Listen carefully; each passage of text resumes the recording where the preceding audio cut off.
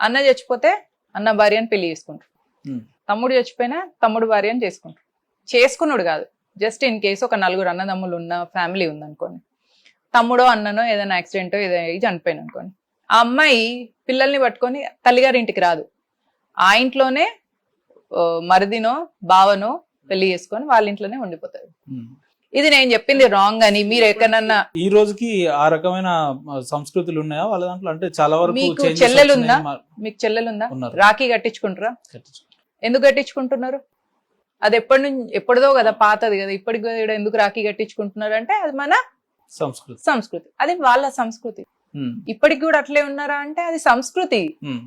అదేం అనాగరికం అని మీరు అనుకుంటున్నారు, వాళ్ళు అనుకోవట్లే. ఎందుకు మరి పర్టికులర్ గా ముస్లింలనే టార్గెట్ చేసి ఎందుకు మాట్లాడాల్సి వచ్చింది మౌనిక గారు అని అంటే? ఇక్కడ టార్గెట్ ఏముంది, వాళ్ళ కల్చర్ అట్లుంది అని చెప్పిన. మీరు అఫెండింగ్ గా ఫీల్ అవుతున్నారు, ఓకే. మీరు అరే ఇది రాంగ్ అని మీరు అనుకుంటున్నారు, వాళ్ళు అనుకోవట్లే, వాళ్ళకి అది న్యాచురల్ కామన్. ఉన్నదే చెప్పింది కదా అని. ఉన్నదే చెప్పిన. అందుకే నన్ను ఎవరు కూడా ఇంతవరకు నన్ను ఎవరు ముస్లిమ్స్ టార్గెట్ ఎందుకు చేయలే, ఉమ్, ఎందుకంటే వాళ్ళు కరెక్టే చెప్తుంది కదా అనుకుంటున్నారు. ఉమ్, అవును మేము ఇదే ఫాలో అవుతాం, వాళ్ళు అసలు దాన్ని అఫెన్స్ గానే ఫీల్ గారు.